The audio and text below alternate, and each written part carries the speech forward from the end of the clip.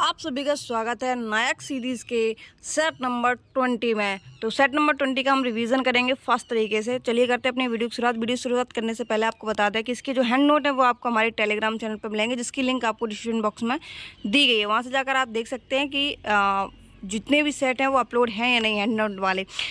तो और ये जितने भी आरपीएफ एंड यूपी पुलिस वाले बच्चे हैं वो सभी हमारे चैनल को सब्सक्राइब एंड वीडियो को लाइक ज़रूर कर देना एंड टेलीग्राम चैनल से जुड़ना बिल्कुल भी ना भूलें। चलिए करते हैं अपने वीडियो की शुरुआत। तो ये सेट नंबर 20 है। तो जो घराना है, घराने का विकास, कथक घराने का विकास जो है वो कौन कौन से शहर से हुआ है? तो जयपुर से हुआ है, बनारस से हुआ है और लखनऊ से। तो जयपुर के जो हैं, जयपुर घराने के जो फाउंडर हैं वो कौन है? तो भानुजी महाराज हैं, जो कि जयपुर के क्या हैं, जयपुर घराने के फाउंडर हैं, यानी कि संस्थापक माने जाते हैं। इसके बाद बात करते हैं बनारस घराने की। तो बनारस घराने के कौन है? तो जानकी हैं। कौन से हैं? जानकी हैं। कौन है? जानकी प्रसाद हैं। लखनऊ घराने की बात करते हैं तो लखनऊ घराने के कौन है? ईश्वरी प्रसाद। कौन से?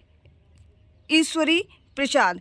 और कथक की बात कर लेते हैं तो कथक का जो घराना है वो रायगढ़ घराने की छत्तीसगढ़ से संबंधित है, जिसके फाउंडर जो है कथक के राजा चक्रधर सिंह हैं। अगर आपसे पूछा जाए कि कथक के फाउंडर कौन है तो राजा चक्रधर हैं, जो कि रायगढ़ घराने से संबंधित हो। रायगढ़ घराना कहाँ का है? तो छत्तीसगढ़ का है। कहाँ का है?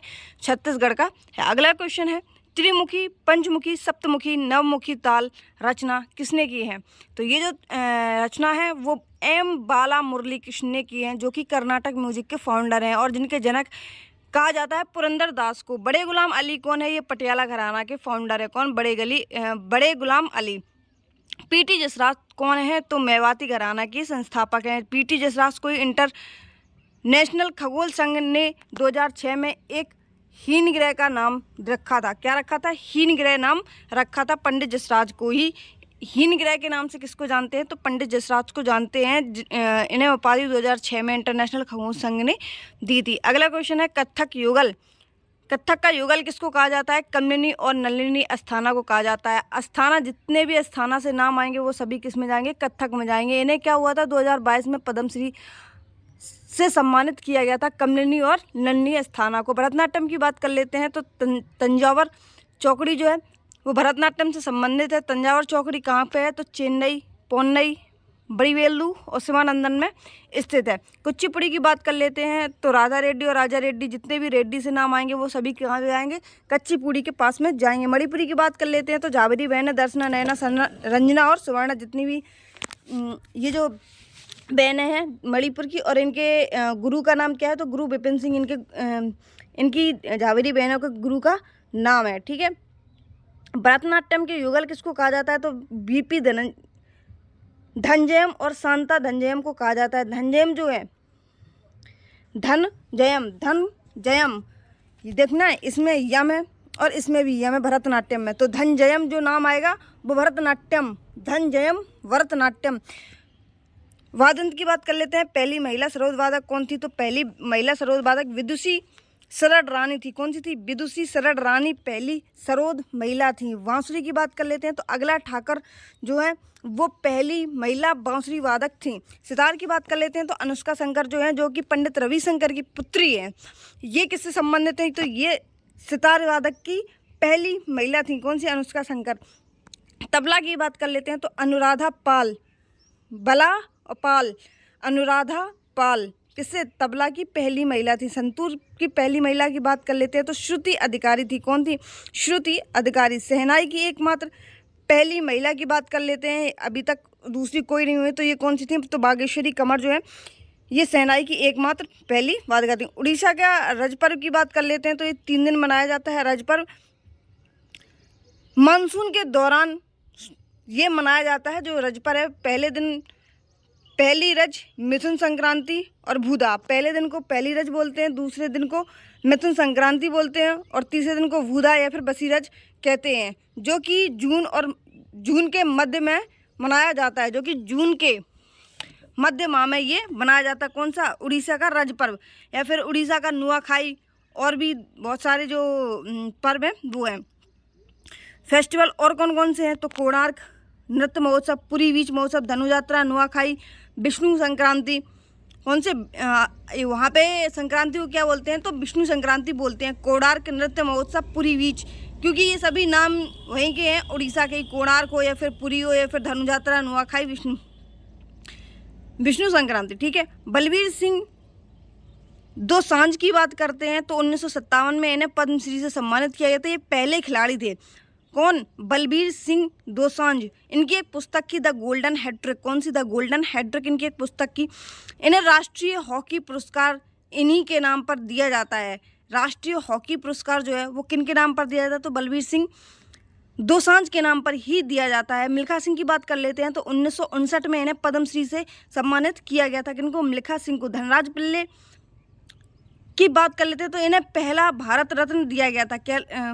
रत्न हॉकी से, पहले खेल रत्न हॉकी से इन्हें सम्मानित किया गया था। भारत रत्न नहीं, खेल रत्न हॉकी से इन्हें सम्मानित किया गया था धनराज पिल्ले को। पहले प्लेयर भारत रत्न वाले कौन है, तो जो सचिन तेंदुलकर इन्हें 2014 में भारत रत्न से सम्मानित किया गया था, जो कि सबसे कम एज में इन्हें मिला है। अगर सबसे कम एज की बात कर लेते हैं तो भी सचिन तेंदुलकर ही आएंगे, ठीक है।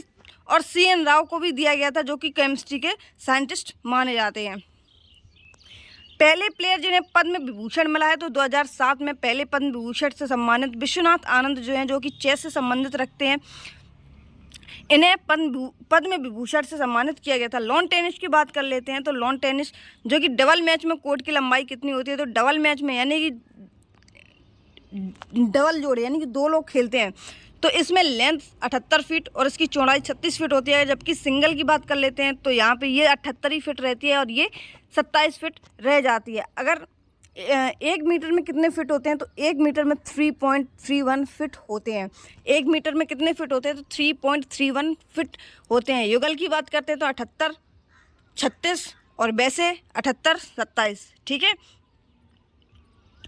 नेट की ऊंचाई की बात कर लेते हैं तो 3 फीट जो है वो इसकी नेट की ऊंचाई होती है। बॉल का जो वजन है वो कितना होता है, तो 56 से लेकर 59.4 ग्राम तक इसका वजन होता है। रैकेट की लंबाई की बात कर लेते हो तो 73 सेंटीमीटर जो वो रैकेट की इसकी लंबाई होती है। रंग की बात कर लेते हैं तो पीला और सफ़ेद इसमें रंग होता है। बॉल में कैसा होता है, पीला और सफ़ेद बॉल का जो है रंग होता है। किसमें? लॉन टेनिस में। किसमें? लॉन टेनिस में। क्रिकेटर के उपनाम की बात कर लेते हैं तो कपिल देव को क्या कहते हैं, तो हरियाणा हरिकेन के नाम से कपिल देव को जानते हैं। द वॉल के नाम से किसको जानते हैं, तो राहुल द्रविड़ को जानते हैं। मास्टर ब्लास्टर बॉम्बे बॉम्बर के नाम से किसको जानते हैं, तो सचिन तेंदुलकर को जानते हैं। थाला माही और कैप्टन कूल के नाम से किसको जाना जाता है, तो MS धोनी को जाना जाता है। जम्बो के नाम से किसको जाना जाता है, तो अनिल कुंबले को जम्बे के नाम से जाना जाता है। टर्मिनेटर के नाम से किसको जाना जाता है, तो हरभजन को टर्मिनेटर के नाम से जाना जाता है। दादा के नाम से किसको जाना जाता है, तो सौरभ गांगुली को दादा के नाम से जाना जाता है। रॉक स्टार के नाम से किसको जाना जाता है, तो रविंद्र जडेजा को रॉक स्टार के नाम से जाना जाता है। बुक्स की बात कर लेते हैं। एंशिएंट इंडिया ये किसकी पुस्तक है, तो RC मजुमदार की ये पुस्तक है। River of smoke river of smoke किसकी पुस्तक है, तो अमिताभ घोष की ये पुस्तक है। नो सीक्रेट की बात कर लेते हैं तो अनुज धर की ये पुस्तक है। विवेकानंद की बात करते हैं, इनका जन्म जो है वो 12 जनवरी 1863 में हुआ था। इनकी मृत्यु जो है वो 4 जुलाई 1902 में हो गई थी। इन्होंने क्या किया था, तो शिकागो में एक धर्मसभा की स्थापना की थी, जो कि धर्मसभा की स्थापना की थी जो कि शिकागो में इन्होंने की थी। और शिकागो ये कब गए थे, तो 1893 में ये शिकागो गए थे। इनकी जो पुस्तकें हैं वो कौन सी है, तो voice of freedom, the east and the west, Rajyoga, Karmayoga, Bhakti योग, ज्ञान योग, संगीत कल्पतरु, ये सब किसकी पुस्तक है, तो ये सब पुस्तकें जो हैं स्वामी विवेकानंद जी की हैं, ठीक है। सिटी के उपनाम की बात कर लेते हैं तो सूरत को किस नाम से जानते हैं, तो डायमंड सिटी के नाम से सूरत को जानते हैं। सिल्क सिटी, ग्रीन सिटी, मक्का का प्रवेश द्वार, सूरत को ही कहा जाता है मक्का का प्रवेश द्वार। Silk city, green city, diamond city. Jodhpur की बात कर लेते हैं तो blue city and sun city किसको कहा जाता है, तो blue city and sun city Jodhpur को कहा जाता है। उधमपुर को क्या कहा जाता है, तो उधमपुर को झीलों का शहर कहा जाता है। उदयपुर को क्या कहा जाता है, झीलों का शहर कहा जाता है। रेड सिटी के नाम से किसको जानते हैं, तो बीकानेर को रेड सिटी के नाम से जाना जाता है। अंतरिक्ष की बात कर लेते हैं। अंतरिक्ष सिटी एंड गार्डन सिटी किसको जाना जाता है, तो बेंगलुरु को अंतरिक्ष सिटी एंड गार्डन सिटी के नाम से जाना जाता है। ऑरेंज सिटी के नाम से किसको जाना जाता है, तो नागपुर को ऑरेंज सिटी के नाम से जाना जाता है। हाईटेक के नाम से किसको जाना जाता है, तो हैदराबाद को ही हाईटेक सिटी के नाम से जाना जाता है। प्राइम मिनिस्टर के नाम से किसको जाना जाता है, तो प्रयागराज को प्राइम मिनिस्टर सिटी के नाम से जाना जाता है। सैंडलवुड के नाम से किसको जाना जाता है, तो मैसूर को सैंडलवुड सिटी के नाम से जाना जाता है। सिल्वर सिटी के नाम से किसको जाना जाता है? तो कटक को जाना जाता है। किसको जाना जाता है? कटक को जाना जाता है। अगला क्वेश्चन है पंचायती राज समिति की बात कर लेते हैं। तो पंचायती राज समिति का जो गठन है वो बलवंत राय मेहता कमेटी के द्वारा हुआ था, जिसमें पंचायती राज का उदय हुआ। 1957 में इसकी रिपोर्ट दी जाती है और जबकि 1958 में इसको स्वीकार कर लिया जाता है। और इसमें 3 स्तरीय पंचायती राज व्यवस्था जो है वो त्रिस्तरीय थी, जिसमें गांव, ब्लॉक और जिला होते थे। इसी आधार पर राष्ट्रीय विकास परिषद ने पहली पंचायत बगदरी गांव, नागौर, राजस्थान में 2 अक्टूबर 1959 में बनाई। पहले अगर पंचायती राज व्यवस्था की बात कर लेते हैं तो राजस्थान के बलदरी गांव जो कि नागौर जिले में पड़ता है। कौन सा? बगदरी गांव जो है, जो कि नागौर जिले में पड़ता है, राजस्थान में 2 अक्टूबर 1959 में पहली पंचायत यहीं पे स्थापित की थी। ठीक है, ये याद रखेंगे। 1957 में रिपोर्ट दी जाती है, 1958 में इसकी स्थापना होती है। किसके द्वारा होती है? बलवंत राय मेहता कमेटी के द्वारा इसकी स्थापना की जाती है पंचायती राज समिति की। और ये कैसी समिति थी? तो त्रिस्तरीय समिति थी। कौन सी थी? त्रिस्तरीय समिति थी, जिसमें पहले गांव आता था, दूसरा ब्लॉक और तीसरा जिला आता था। अशोक मेहता समिति की बात कर लेते हैं। तो अशोक मेहता की समिति जो थी वो 2 स्तरीय थी। कैसी थी? 2 स्तरीय थी। जबकि इनकी कब आई थी? तो इनकी 1977 में ये आई थी। और GK बी राव समिति की बात कर लेते हैं। तो 1985 में GK बी राव समिति आती है। LM सिंघवी की बात कर लेते हैं। तो 1986 में LM सिंघवी जो रिपोर्ट है वो आती है। पंचायती राज की बात कर लेते हैं, किस आर्टिकल में आता है? तो 243A से 243O तक पंचायती राज का जो वर्णन है वो है। और जो कि भाग 9 में ये स्थित है, 243A से लेकर O तक। कहाँ से? A से लेकर O तक। और भाग कौन सा है? तो 9 है। ठीक है, अनुसूची की बात कर लेते हैं। तो 11वीं अनुसूची में पंचायती राज का गठन है, और जो कि 73वें कॉन्स्टिट्यूशन अमेंडमेंट एक्ट 1992 द्वारा इसको बनाया गया था। किसको? इसमें कुल विषय कितने थे? तो 29 इसमें कुल विषय थे। किसमें? पंचायती राज व्यवस्था में।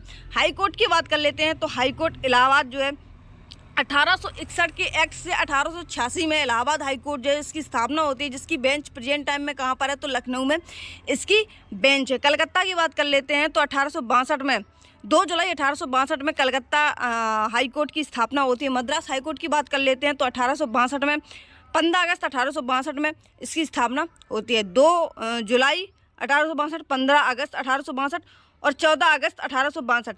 1862 में कलकत्ता, मद्रास और मुंबई, इन तीनों की स्थापना होती है। जबकि इलाहाबाद की कब होती है? एक्ट तो 1861 का था, लेकिन स्थापना कब हुई? 1866 में। और पूछा जाए आपसे क्वेश्चन कि पहला हाई कोर्ट कौन सा है जिसकी सर्वप्रथम नींव रखी गई? तो कलकत्ता हाई कोर्ट था, जो कि 2 जुलाई 1862 में जिसकी स्थापना होती है। ठीक है, इसके बाद में 2 जुलाई के बाद में 15 अगस्त, 15 अगस्त के बाद में 14 अगस्त, 14 अगस्त के बाद में 15 अगस्त। कलकत्ता, बम्बई, मद्रास। ठीक है, कैसे? कलकत्ता, बम्बई, मद्रास, कलकत्ता, बम्बई, मद्रास। दिल्ली हाई कोर्ट की बात कर लेते हैं। तो 1966 में इसकी स्थापना होती है। नवीनतम हाई कोर्ट, जो कि 25वां हाई कोर्ट जिसको भी माना जाता है। भारत में कुल 25 हाई कोर्ट हैं, जबकि सुप्रीम कोर्ट सिर्फ 1 है।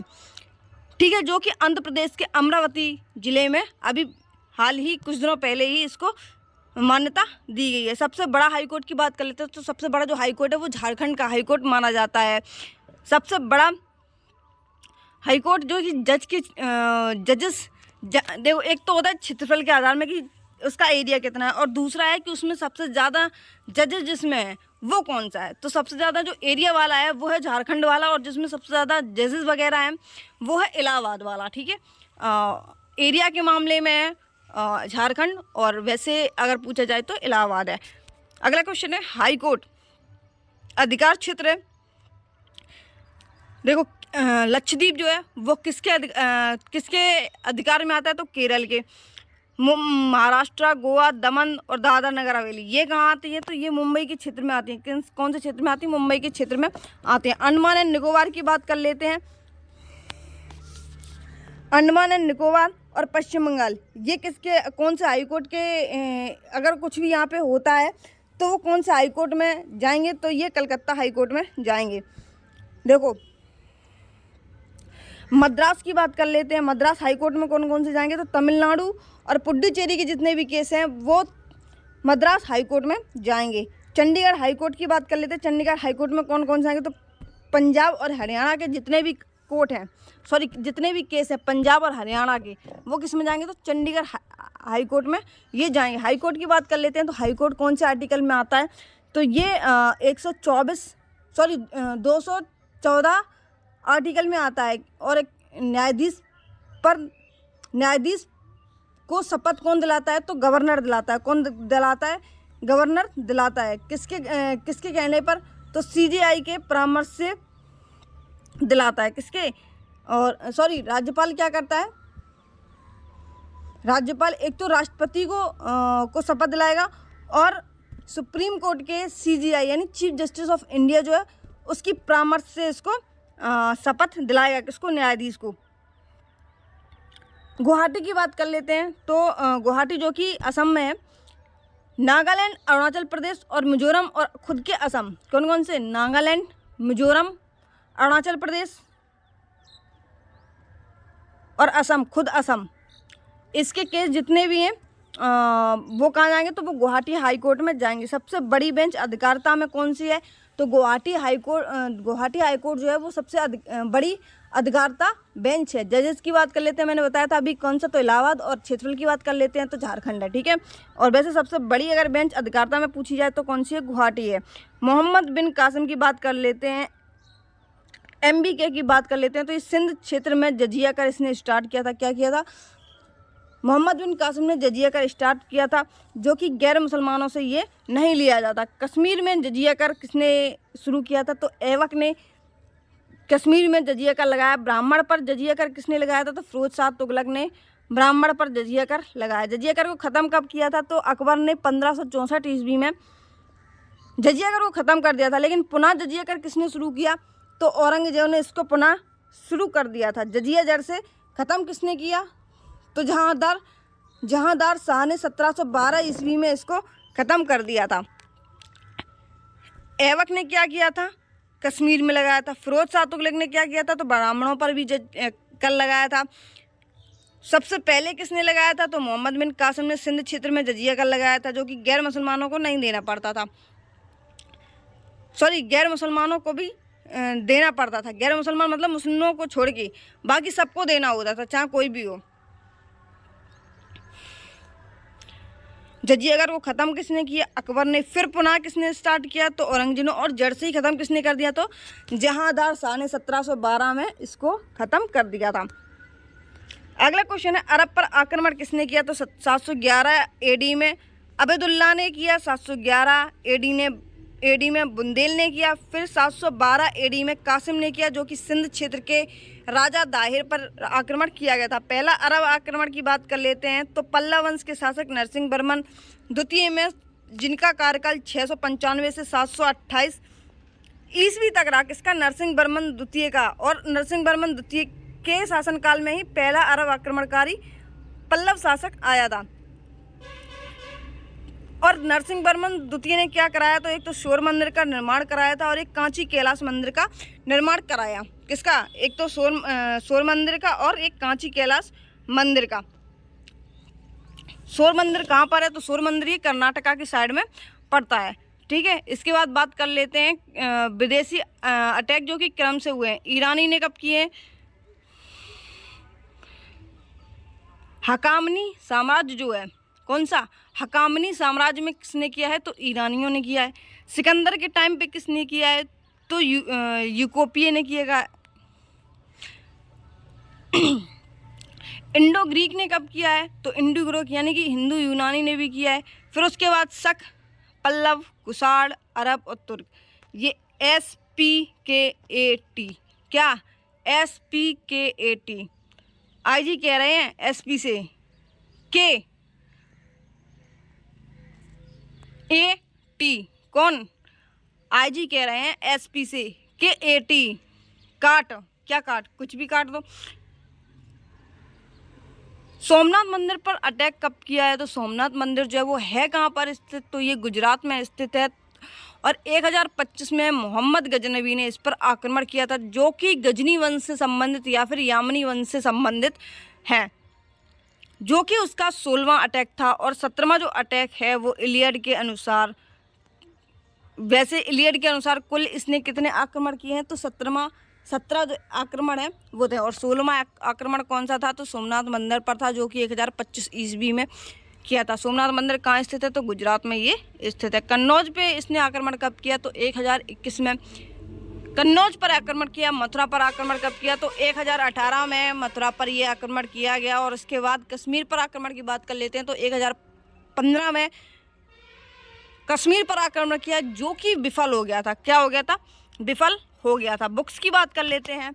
बेहानी तारीख एक सुबुक्तगीन, कौन सा बेहानी ने कौन सी लिखी है, तारीख ए सुबुक्तगीन। किताब उल हिंद की बात कर लेते हैं, तो अलबरूनी ने लिखी है। तारीख ए अल्फी किसने लिखी है, तारीख ए अल्फी मुल्ला दाऊद ने लिखी है। फुतुहात ए आलमगीरी किसने लिखी है, तो ईश्वरदास नागर ने ये लिखी है। अरब अटैक की जानकारी कहाँ मिलती है, तो चचनामा बुक से मिलती है। चचनामा बुक किसने लिखी है, तो अली अहमद ने चचनामा बुक जो है वो लिखी है। चार चमड़ की बात कर लेते हैं, तो चंद्रभान ब्राह्मण जो है जिनका संबंध शाहजहां से था। चार चमड़ किसने लिखी है, तो चंद्रभान ब्राह्मण ने लिखी है। हुमायूं जो है, हुमायूं नामा किसने लिखी है, तो गुलबदन बेगम ने हुमायूं नामा लिखी है। अकबरनामा की बात कर लेते हैं, तो अबुल फजल ने ये लिखी है। शाहनामा की बात कर लेते हैं, तो ये फिरदौसी ने लिखी है। मोहम्मद गौरी वशिष्ठ पृथ्वीराज चौहान के बीच में क्या हुआ है, 1191 में तराइन का प्रथम युद्ध हुआ है, जिसमें चौहान की जीत होती है और मोहम्मद गौरी हार जाता है। फिर दूसरा युद्ध होता है 1192 में, जो कि तराइन का द्वितीय युद्ध कहलाता है, जिसमें गौरी और पृथ्वीराज चौहान के बीच में युद्ध होता है और पृथ्वीराज चौहान हार जाते हैं और मोहम्मद गौरी जो है वो जीत जाते हैं। इसके बाद चंदावर का द्वितीय युद्ध, चंदावर का युद्ध जो है वो होता है किसके बीच में, मोहम्मद गौरी और जय सिंह के बीच में। किसके बीच में, मोहम्मद गौरी और जय सिंह के बीच में।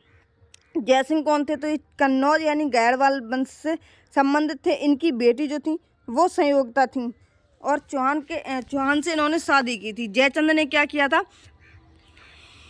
पृथ्वीराज चौहान को हराने के लिए इन्होंने मोहम्मद गौरी को न्योता दिया था। पहले तो गौरी हार जाता है, बाद में लेकिन जयचंद की सहायता से ये जीत जाता है। फिर जयचंद और मोहम्मद गौरी इन दोनों के बीच में ही जंग छिड़ जाती है, जिसको हम चंदावर के युद्ध के नाम से जानते हैं, ठीक है, जिसमें जयचंद जो है हार जाता है। 1178 में क्या होता है, भीम सेकंड वर्सेस गौरी के बीच में लड़ाई होती है। 1178 में भीम सेकंड कौन थे, तो पाटन यानी गुजरात के एक शासक थे, जिनको नायिका देवी माँ के नाम से भी जाना जाता है। और यहाँ पर ये भीम द्वितीय जो है वो जीत जाते हैं और गौरी जो है वो हार जाता है। ज्योग्राफी की बात कर लेते हैं। ज्योग्राफी में आप कौन कौन से हैं, तो जनसंख्या, अनुसूचित जाति की जो जनसंख्या है यानी कि शेड्यूल कास्ट की जो जनसंख्या है भारत में वो कितने परसेंट है, तो 16.6% जो है वो एससी की जनसंख्या है। एसटी की बात कर लेते हैं, तो 9% जो है वो एसटी की जनसंख्या है भारत में। धर्म अनुसार बात कर लेते हैं, तो हिंदू की जो जनसंख्या है भारत में वो 79.8% है। कितनी है, 79.8% है। मुस्लिम की बात कर लेते हैं, तो 14.23% जो है वो मुस्लिम है। ईसाई की बात कर लेते हैं, तो 2.37% जो है वो ईसाई है। सिख की बात कर लेते हैं, तो 1.72% है। उसके बाद बौद्ध, उसके बाद जैन, उसके बाद अन्य, उसके बाद कोई धर्म नहीं है जिन लोगों का वो 0.28। याद रखेंगे, हिंदू, मुस्लिम, ईसाई और सिख का, और एससी और एसटी का। एससी की बात कर लेते हैं तो 16.6, एसटी की बात कर लेते हैं तो 9%, हिंदू की बात कर लेते हैं 79.8%, मुस्लिम की बात कर लेते हैं 14.23%, ईसाई की बात कर लेते हैं 2.37%, और सिख की बात कर लेते हैं तो 1.72%, और जिसका कोई भी रेशियो नहीं है वो 0.23%, सॉरी 0.24%, ठीक है। इन चीज़ों को याद रखेंगे। जनजाति की बात कर लेते हैं, तो चैंचू जनजाति जो है वो कहाँ पे है, तो आंध्र और कर्नाटक साइड जो है वो चैंचू जनजाति है। मुंडा और कोल जनजाति कहाँ पर है, तो झारखंड में पाई जाती है मुंडा और कोल। मीणा और कोली जनजाति कहाँ पाई जाती है, तो राजस्थान में भोटिया और जौनसारी, उत्तराखंड में अमोर और अंगामी नागा में। कुकी की बात कर लेते हैं तो मणिपुर में। भील और बिरहोर की बात कर लेते हैं तो एमपी में। गारो खासी जयंती मेघालय में, जो कि मैक्सिमम वर्षा कहाँ पे होती है, तो खासी में। लुसाई कहाँ पर है, लुसाई जनजाति जो है वो त्रिपुरा में है। कहाँ पर है, त्रिपुरा में है।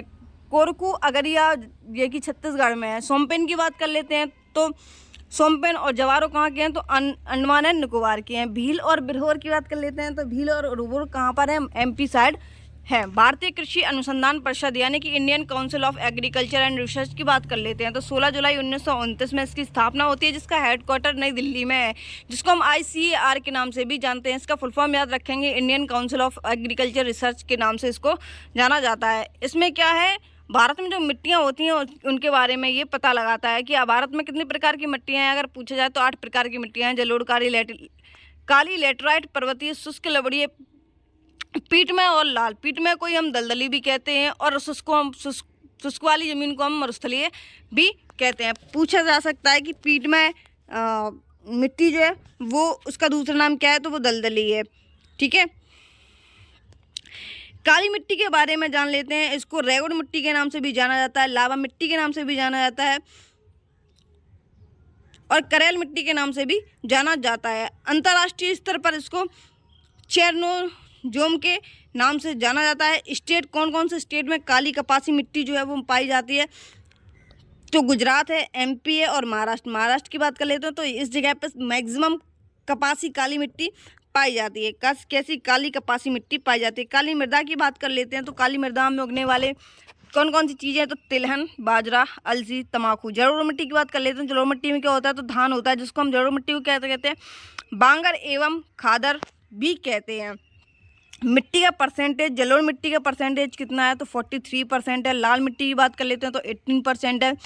काली मिट्टी की बात कर लेते हैं तो 15% और लेटरेट मिट्टी की बात कर लेते हैं तो 3% है। इकोनॉमिक्स में आते हैं कि IDBI का फुल फॉर्म क्या है, तो industrial development bank of India. क्या है, industrial development bank of India. स्थापना कब होता है, तो स्थापना इसकी 1964 एक्ट के द्वारा 1976 में RBI की सहायता से की जाती है। 1964 का एक्ट है और 1976 में RBI की सहायता से IDBI की स्थापना होती है, जिसका हेडक्वार्टर कहाँ पर है, महाराष्ट्र में है। कहाँ पर है, महाराष्ट्र में। 1976 से स्वतंत्र हुआ था। कब, 1976 से इसको स्वतंत्र किया गया था। निर्माण उद्योग को बढ़ावा, किसके लिए, कार्य के लिए, मतलब कार्य के लिए इसको निर्माण उद्योग का बढ़ावा दिया गया था। NSE यानी नेशनल स्टॉक एक्सचेंज की बात कर लेते हैं तो 1992 में मुंबई, जिसका हेडक्वार्टर कहाँ पर है, मुंबई में। इसकी स्थापना 1992 में होती है, किसकी, NSE की, नेशनल स्टॉक एक्सचेंज की। आवश्यकता से अधिक लोगों का नियोजन क्या कहलाती है, तो प्रच्छन्न बेरोजगारी कहलाती है। क्या कहलाती है, प्रच्छन्न बेरोजगारी कहलाती है। आवश्यकता से अधिक लोगों का नियोजन, जो कि प्रेजेंट टाइम में प्रच्छन्न बेरोजगारी जो है वो चल रही है। ठीक है, कार्यबल की जनसंख्या पूछ लेते हैं तो कार्यबल की जो जनसंख्या है वो मिनिमम 15 होती है और मैक्सिमम 59 होती है। कार्यबल की जो क्षमता है वो। साइंस की बात कर लेते हैं तो बैटरी में जो रासायनिक सूत्र, मतलब बैटरी में जो लिक्विड पड़ता है उसका जो फॉर्मूला होता है वो क्या होता है, तो हाइड्रोजन सल्फाइड होता है, जिसको हम H2SO4 कहते हैं, जिसको शायद नौसादर के नाम से भी जानते हैं। रासायनिक ऊर्जा बैटरी में कौन सी निकलती है, तो वैद्युत रासायनिक ऊर्जा जो है वो बैटरी में निकलती है। डायनमो की बात कर लेते हैं तो यांत्रिक ऊर्जा जो है वो विद्युत ऊर्जा में यहाँ पे बैटरी क्या करती है, रासायनिक ऊर्जा को विद्युत ऊर्जा में परिवर्तित करती है। डायनमो क्या करता है, यांत्रिक ऊर्जा को विद्युत ऊर्जा में परिवर्तन करने का काम करता है। प्रकाश का प्रकीर्णन की बात कर लेते हैं तो प्रकाश का प्रकीर्णन क्या कहलाता है, पूर्ण आंतरिक परावर्तन ही प्रकाश का प्रकीर्णन कहलाता है। जैसे कि आसमान का नीला होना, इंद्रधनुष का निकलना, और क्या बोलते हैं उसका, हीरे का चमकना, वो क्या है, तो पूर्ण आंतरिक परावर्तन का ही एक उदाहरण है। अपवर्तन की बात कर लेते हैं तो पानी में डूबी हुई विकृति सिक्का पानी से ऊपर उठा हुआ प्रतीत होता है तो क्या कहलाता है, अपवर्तन कहलाता है। यानी कि उठा हुआ है तो अपवर्तन, और पानी का टेढ़ा, पानी में अगर कोई चीज़ डाली जाती है तो अपवर्तन कहलाती है। क्या कहलाती है, अपवर्तन कहती है। जैसे आकाश और आसमान की जितनी भी चीज़ें हैं वो क्या कहलाती है, तो पूर्ण आंतरिक परावर्तन में वो सभी चीज़ें आती हैं। ठीक है, किस में आती हैं, तो पूर्ण आंतरिक परावर्तन में वो चीज़ें आती हैं। पानी वाली किस में आएंगी, तो अपवर्तन में आएंगी। ठीक है, आधुनिक आवर्त सारणी की बात कर लेते हैं तो इसमें 7 आवर्त होते हैं। कितने आवर्त होते हैं, 7 आवर्त होते हैं। पहले में क्या होता है, हीलियम और हाइड्रोजन होता है। कौन से होते हैं, हीलियम और हाइड्रोजन होते हैं। दूसरे और तीसरे में क्या होते हैं, तो 8 तत्व होते हैं। चौथे और पाँचवें में कितने होते हैं, तो 18 तत्व होते हैं। छठवें और सातवें में कितने तत्व हैं, तो 32 तत्व हैं। अगर सबसे बड़ा आवर्त पूछा जाए तो छठवां और सातवां ही होता है। बॉयल नियम की बात कर लेते हैं। निश्चित ताप पर गैस के लिए हुए द्रव्यमान का दाब जो है वो आयतन के प्रतिलोम अनुपात होता है। चार्ल्स के नियम की बात कर लेते हैं। स्थिर दाब पर गैस आयतन सीधे गैस के तापमान के समानुपाती होता है। डाल्टन की बात कर लेते हैं। गैसीय मिश्रण पर लगाया दाब व्यक्तिगत गैसों के आंशिक दबाव के योग के बराबर होता है।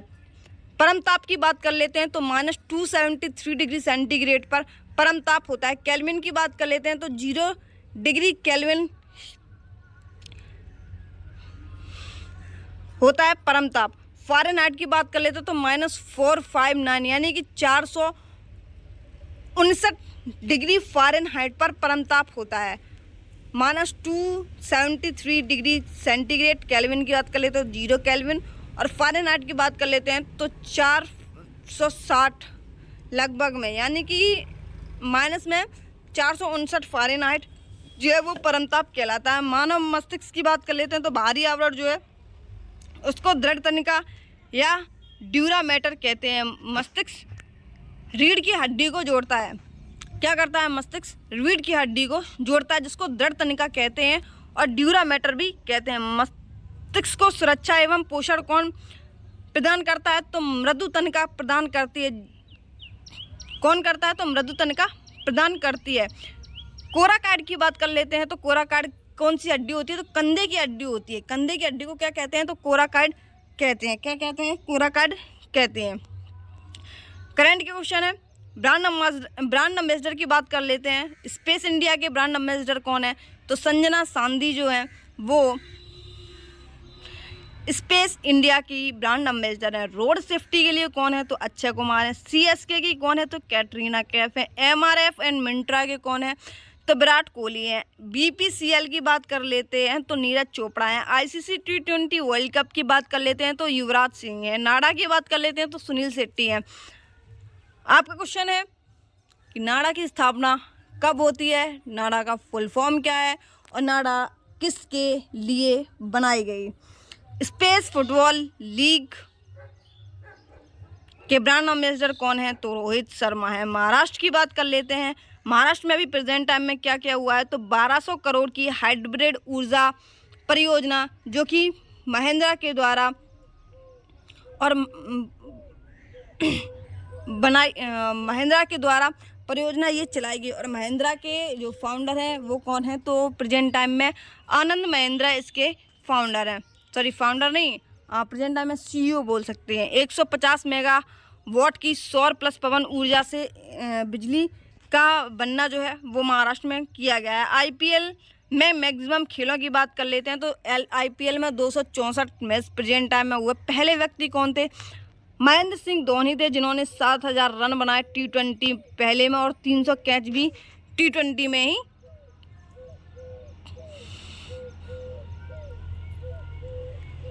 खेले। दूसरे कौन थे? तो 254 मैच जो है वो रोहित ने खेले। कितने? 254। थर्ड कौन है? तो दिनेश कार्तिक 257 मैच जो है वो खेले। फोर्थ कौन है? तो फोर्थ जो है तो 252 जो है वो फोर्थ नंबर पर कोहली आते हैं। तीनों फॉर्मेट की बात कर लेते हैं। ODI, टेस्ट एंड T20 में। तो 100 मैच खेलने वाले इंटरनेशनल कौन कौन से हैं? तो रॉस टेलर जो कि न्यूजीलैंड के हैं, डेविड वार्नर जो कि ऑस्ट्रेलिया के हैं, और कोहली जो कि इंडिया के हैं। इन्होंने तीनों फॉर्मेट में जो है वो 100 टेस्ट मैच खेले हैं। कौन से? डेविड वार्नर, कोहली और रॉस टेलर। ठीक है। T20 विश्व कप की बात कर लेते हैं तो T20 विश्व कप जो है वो पहली बार 2007 में खेला गया था। 9वें नंबर का जो मैच है वो 2024 में खेला गया था। नंदिनी इंटरनेशनल मिल्क ब्रांड जो है जो कि स्कॉटलैंड और आयरलैंड की टीम स्पॉन्सर प्रेजेंट टाइम में कर रही है। आयोजन T20 वर्ल्ड कप का कहाँ हो रहा है? तो USA एंड वेस्ट इंडीज में इसका जो है आयोजन हो रहा है T20 वर्ल्ड कप का। पहला मैच किन किन के बीच में खेला गया था? तो 1 जून 2024 में पहला मैच जो है वो USA एंड कनाडा के बीच में खेला जाएगा। कुल टीम की बात कर लेते हैं तो 20 इसमें कुल टीम है, और कुल मैच की बात कर लेते हैं 55 इसमें कुल मैच हैं।